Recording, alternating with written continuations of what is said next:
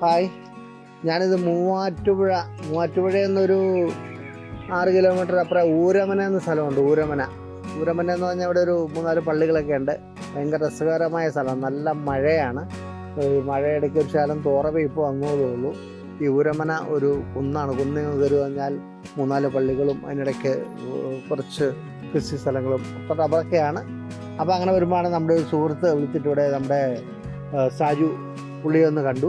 പുള്ളിയെ കാണാൻ വേണ്ടിയാണ് ഞാൻ ഊരമന വന്നത്. രാവിലെ ഞങ്ങൾ വിളിച്ചു, ഫോണിൽ കൂടെ സംസാരിച്ചു. സാജു, എങ്ങനെയുണ്ട് വിശേഷങ്ങൾ? മഴയൊക്കെ ഇവിടെ കൃഷി കൂടുതൽ ഉണ്ടല്ലേ? അത്യാവശ്യം. അപ്പോൾ ഡെയിലി പോയി വരുവാണ് ഇവിടെ? സാജു താമസിക്കുന്ന ഇവിടെയല്ല, പക്ഷെ പുള്ളി ഇവിടെ ഏറ്റവും കൂടുതൽ കൃഷി ഇവിടെ ചെയ്യുന്നുണ്ട്.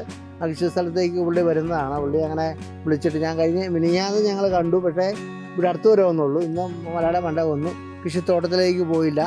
അവളുടെ സ്കൂട്ടറിൽ ഇത് മാറി വെക്കാനുള്ള തൈയാണ്, റബ്ബർ തൈ.